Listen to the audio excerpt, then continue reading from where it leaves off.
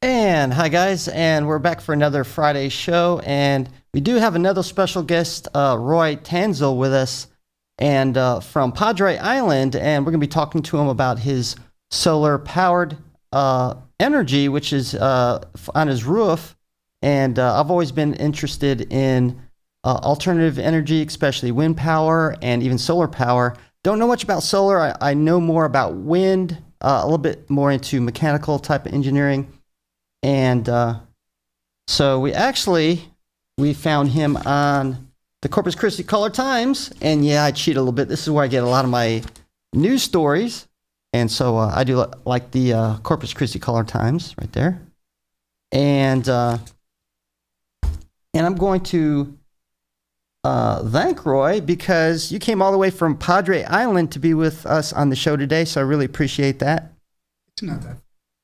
Oh, is it? Okay. Well, it's still, but it's great for you to be here. Enjoy being here.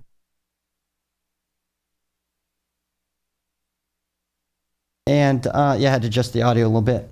Now, first thing, we're going to show some pictures to give you guys an idea of what his solar panels on his house look like. Now, I did cheat a little bit. Went out on his Facebook to get some information. And we pulled this up just to show you guys for the show. And we got a picture here. And if you want to add something into it while we're looking at the pictures, is fine as well. These aren't solar panels, solar shingles.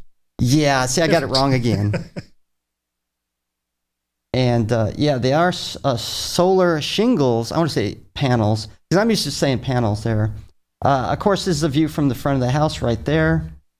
And we got a couple more pictures. And the side, I don't know if that's the back or the side of the house right there. It's the south side of the house, but facing south. Front of the house faces east. So. Okay, right there. And some more pictures right there.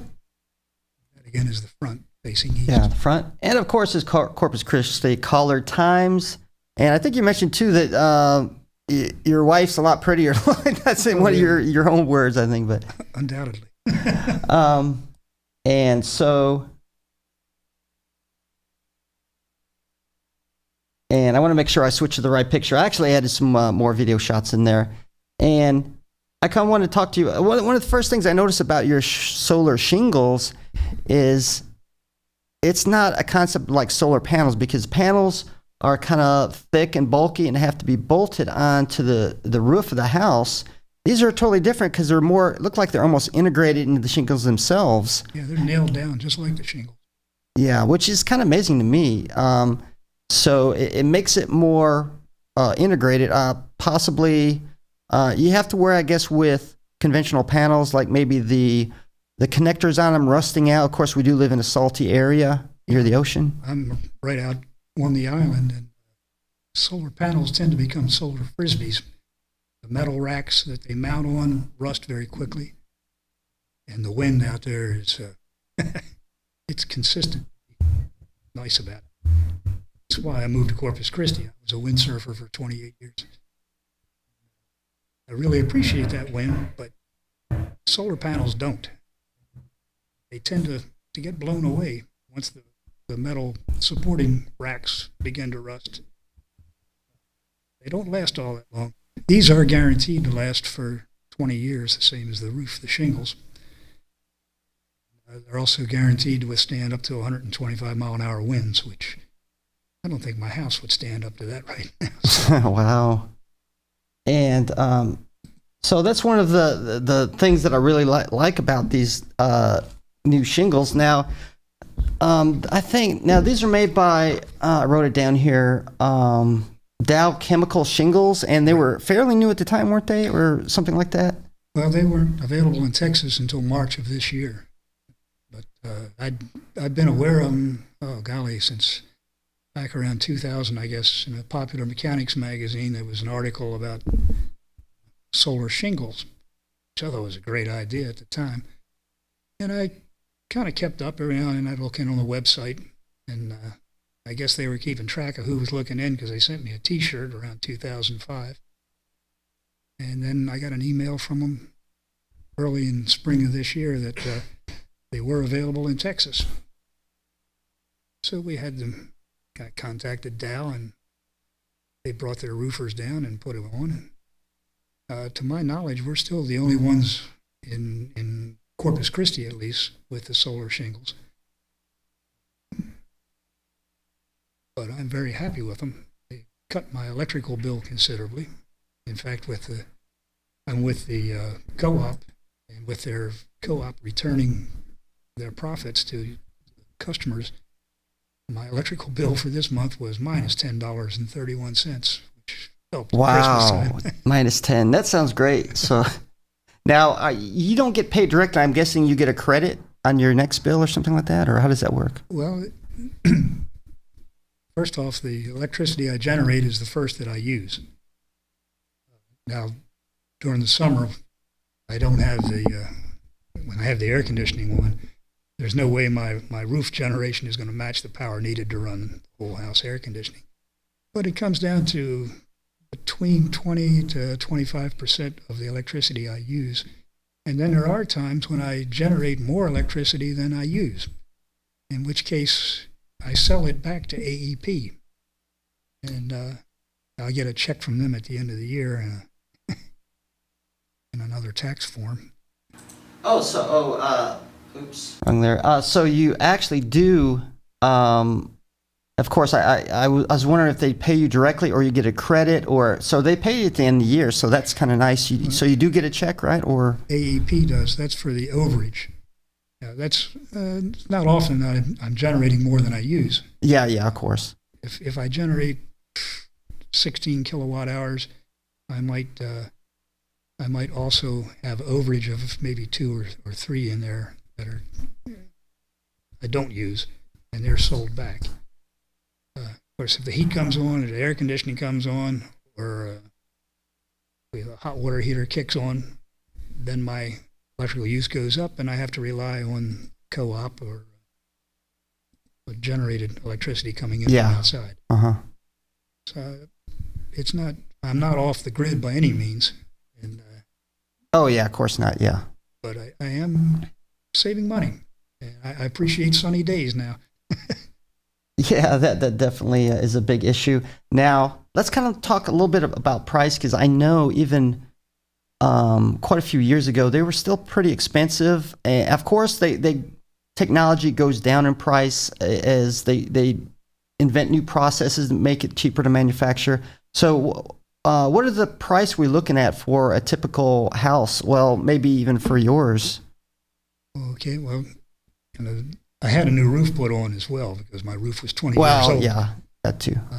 And my wife insisted on the color of roof she wanted, which cost another $1,500. So altogether, it was $21,000 for the roof and for the solar shingles. Along with the solar shingles comes 2 converters that are in the garage that convert the DC from the sun to AC for use in the house. And there's also I got a wireless router out of the deal. Oh, well, okay. And, at least they throw in something. Yeah, they did all of that. And all I have to do is walk in the morning and turn on my computer, and I can look to see how I'm doing on energy. The morning for me is about noon. I'm yeah, retired. I know. I don't need to get up. Yeah, you were like, yeah, don't call me until the afternoon because I'm gonna still be in bed. Of course, you definitely deserve it. Probably after retiring, obviously. Okay, so I'm guessing average roof costs maybe $5,000 to replace the shingles, depending on size. So I guess we're looking around roughly $15,000, more or less, maybe something like that. Yep, that's pretty close to it.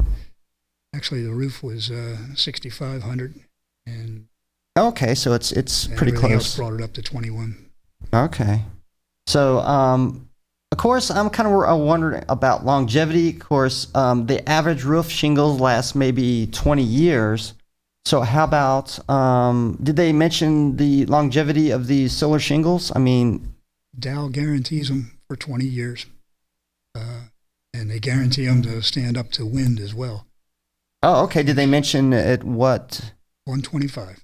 Okay, 125. And usually that's far below what we get here, unless, you know, forbid we have a hurricane come through or anything like that. But then again, I guess insurance would take care of that, hopefully. Well, I pay for insurance. I wouldn't bet they'll pay me back. Yeah, I wouldn't doubt it either. I'm actually working with the insurance companies now, and I know it can actually get kind of rough working with them, wanting to replace anything. Also, I always kind of wonder now with solar power, I'm always thinking there's some kind of batteries involved. So to be able to use them when perhaps the sun's not shining. Now, do they actually utilize some kind of battery system? No, if I had the batteries, I could be off the grid. Uh-huh. I don't have the batteries. I don't want to be bothered with. Yeah, some garage additional full of expense and yeah. Now, solar energy, there's ways around that. Germany is probably leading the world in it. Uh-huh. Instead of solar panels, they use parabolic mirrors, an array of them, and they direct the energy from the sun to a very small receptor that gets so hot it boils water at an extremely fast Oh, rate. I've seen that before. Yeah, that's very and interesting. They save the steam, so if the sun doesn't show for 3 days, Germany doesn't run out of solar power because they have all this steam that they've generated, and they run their generators off the steam. Oh, yeah, it's really nice. Yeah, I've seen that before. Another use, of course, of solar power to make electricity is just basically steam generator using a multiple array of mirrors. Of course, I'm kind of cheating. I'm looking at my show notes because I don't want to miss anything. I usually forget a bunch of stuff always, so I got to write everything down. Now, I think you talked about usually you see reduction from, I believe it's, if I remember correctly, 22 to 33%, depending obviously on air conditioning, heating, and all that. So, yeah, on a really good sunny day in the spring or the fall, when I'm not running the heat or the air conditioning, I'll save at least a third of my electrical use for the day. When the air conditioning is on and we're doing other things in the house, like cooking with the electric, everything's electric. I don't have gas. yeah. So the TV is on, the stereo is on. My wife and I get along because we have 2 TVs and we can be at I opposite know what ends you of the mean. house. When it's at that level, I'm probably only saving about a fifth. But and late in the day also, when the sun starts going down, then my power generation goes down. But during peak sun hours, I'm saving at least a quarter, and sometimes better than that, a third. And actually, I also had another question. Now, I know before, like, I don't know if this is Obama or the past presidents. Supposedly, he made a bill or a law where they give you incentives. I don't know if it's tax incentives for alternative energy. And you're kind of laughing at that. I don't know. Have you had any of that happen to you with your solar shingles? If I made a lot of money, enough to pay taxes. I live on Social Security, so okay. I don't have a lot of income. Oh, Therefore, okay. I don't Okay, I guess pay that. taxes, and I don't get the tax break. But the federal government will give you back 1/3. So in that case, they would have given me back 7,000. Not 7,000, but 1/3 of the 15,000, about 5,000. The state of Texas also gives you a break. I won't get charged in my appraisal for the new roof because of the solar panels. Oh, okay. So at least you get like something out of it. Yeah. Even though it's not I guess you don't qualify for the tax break necessarily. No. Or yeah, unfortunately, I know that is. But it is kind of cool where, at least you get something, or somebody, maybe in your situation, if you're using some of this solar power, at least you can get something back perhaps. And because obviously the cost is kind of cost prohibitive for many people. But with this tax incentive or break, they can at least get some of it back, maybe perhaps to pay for it. Well, what I did was I cashed in some mutual funds. Probably heresy to say this in Texas, but I'm not a real fan of fossil fuels. Okay. So I looked at my mutual funds, and the ones that were heavy into oil and gas, I cashed them in. That's what I paid for my roof with. I haven't talked to the tax person yet this year, but perhaps because I cashed in those stocks, that might kick me up to where I'm paying taxes, in which case I can get a tax break. So, yeah, you might still look out. I won't know until January when the tax lady is back in town for me to deal with. Oh, yeah, that's true. So hopefully you'll be able to take advantage of that. And also, I think you mentioned, well, at least on Facebook somewhere, it's estimated it'd take about 18 years for the panels to kind of pay for itself through reduced electrical bills. So you can tell us a bit about that. Well, without the tax break, Dow calculated, looking at how much sun I get and so forth, that it would be 18 years before the entire roof would be paid for. That was regular shingles and the solar shingles. So that's nice. I mean, I've never had a house repair pay me back. Well, yeah. This one will. Yeah. So within 18 years, that roof should be free, and I'll still be making money. Oh, yeah. And perhaps sell some back at the end of the year. You know, if you reduce some of your other, household items that you don't use as much. And now, I think I don't know if this was mentioned in your Facebook page and or somewhere else. Does this actually add value to your house? I'm getting a maybe, perhaps, for like when you sell it, or if I were going to buy a house, yeah, it would add value to it. I'd be glad to see them up there. That's another reason why I like the solar shingles. The biggest objection to solar is they look ugly, the panels. Yeah. Well, these don't. In fact, you got to look twice when you drive by the house to see them. Those photographs were taken when the sunlight was hitting them properly so that you could see them. Otherwise, they blend in with the roof. Yeah, that's kind of nice. So it doesn't hurt the value of the house, and I would think for most people, unless perhaps you're an oil executive, it helps the value of the house.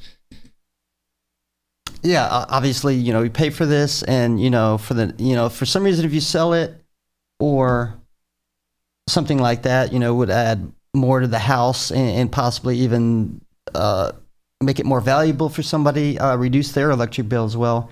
Also, and nope, I don't have it down here. And now we're going to talk a little bit about wind power, because I found out as well you're kind of interested in wind power. Pros and cons, and you said you kind of looked into that as well. Yeah, to employ. I'm restricted in that in Corpus Christi, I've got to worry about my neighbors. They have a limit of how much space has to be between you and your wind generator and your neighbors. Don't have enough space. Yeah, I don't think a lot of people do. But we sure do have the wind. I would love to have wind energy, because the wind doesn't go down at night. Yeah, that's true. I didn't think of that versus solar power. Right. It's 24/7, especially right along the coast. You always have that sea breeze. It's generally, I'd say probably 85% of the time, a southeast wind, and the other 15% comes from these cold fronts in the winter time, Yeah. where it switches around to northeast and northwest. But you can probably count on one hand the days that there is no wind in Corpus Christi, let alone out possibly, on the island. yeah. Well, see, it'd be actually kind of cool to have both in a way, a small wind generator and solar power. So obviously during the daytime, if there's no wind, and then, at least you have something, and vice versa, no sunlight, then you have wind power. Now, of course, with wind power, like you mentioned, there are probably restrictions. Obviously, they can have a huge one that'd be a big issue, and possibly noise, depending on the blade size as well. another thing in Corpus Christi, you run into the Audubon Society, who is pretty much opposed to wind energy because it does kill some birds. Yeah, true. Not nearly as many as cats and cars do. But, yeah, that's what I noticed as well, because I looked it up myself, and actually just as many cats kill birds than wind turbines. Far more. Oh, far more. Birds, Okay. Yeah. I mean, it's like 300% more. Oh, wow. I didn't know that. Yeah. How much? Cats I are just pretty heard that. lethal to birds. Sometimes they don't necessarily kill them just for, for food. Obviously, if the household cat eat at home, and then It's a reflex. They see the thing, they go after the thing. I don't. I've got dogs, not cats, but it's not that cats are inherently evil. It's part of their DNA. yeah, it's part of their nature. Of course, this is inbred into them with just reflex action, just like you said.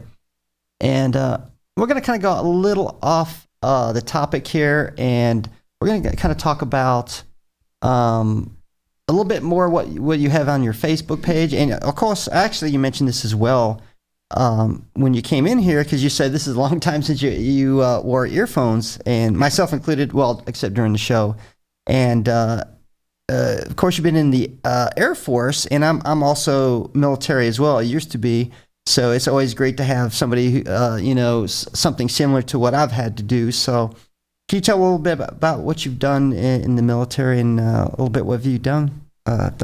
Yeah, I can talk a little bit about it. Yeah, obviously there's some things that are going to be kind of sensitive, which I do realize. I was in the Air Force SS, which most people didn't think we have an SS, but we did. It was a security service. And it's kind of a subsidiary of the National Security Agency, in fact.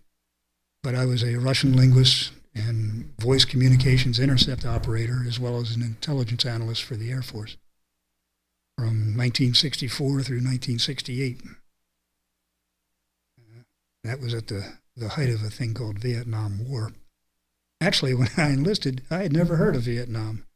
And I was in basic training for about 1 month when an Air America plane got shot down in some place called Vietnam, and Lyndon Johnson was rankled by it.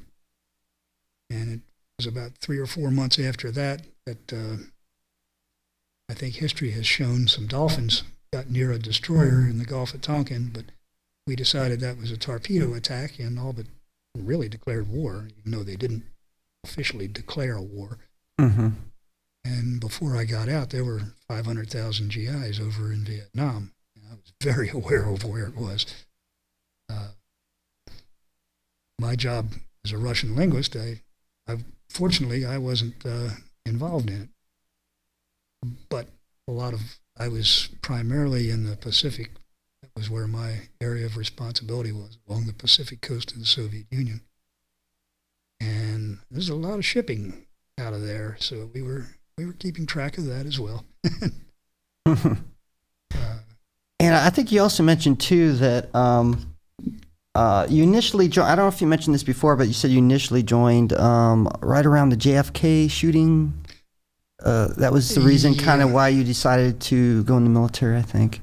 That was pretty much it. I just got. I felt like I wasn't going anywhere. I was working as a flat rate mechanic for a Chevy dealer. I was going to college, fitting it in where I could. I wasn't full time in college. And I just said, heck with this. Plus, it was coming on winter, and I didn't like winter. I hated cold weather. Yeah. I knew the Air Force training was in San Antonio, Texas, which I figured was warmer. It was, but I still saw some snow. But really, I got angry and fed up and just quit everything I was doing and joined the Air Force. And then got scared out of my wits by Vietnam. I didn't join for a war. Now, it's kind of funny you mentioned this, because my dad was drafted for 2 years, and they tried to get him to re-enlist, and my dad was always interested in being a helicopter pilot. And for some reason, I don't know if he decided not to do it. And then a little bit right afterward, I think it turns out Vietnam came, and luckily he didn't do that because he'd be in Vietnam, and of course, chopper pilots had a very short lifespan in Vietnam. Yeah, It wasn't a good place to be one. And in fact, I may not even be here because that was before I was born. So thanks, Dad, for not doing that. I guess as far as I can tell. Okay, I want to thank Roy Tansill for coming here to the studio today, and we're going to repost this obviously on YouTube and some of the other sharing sites. So appreciate it coming by today. Glad to do it. And it's awesome story. And maybe I was kind of wanting to do this earlier. Perhaps if we have time in the future, go over to your house, maybe shoot some video, a little bit about your software if we have time, and that we can make a little news story. Obviously, we were just kind of showing pictures earlier, and that was kind of it, I guess. But I don't know. We can. Be more than happy to have you as long as you show up afternoon. Yeah. If I show up at 8 o'clock, you probably won't even answer the door. My dog will. Okay.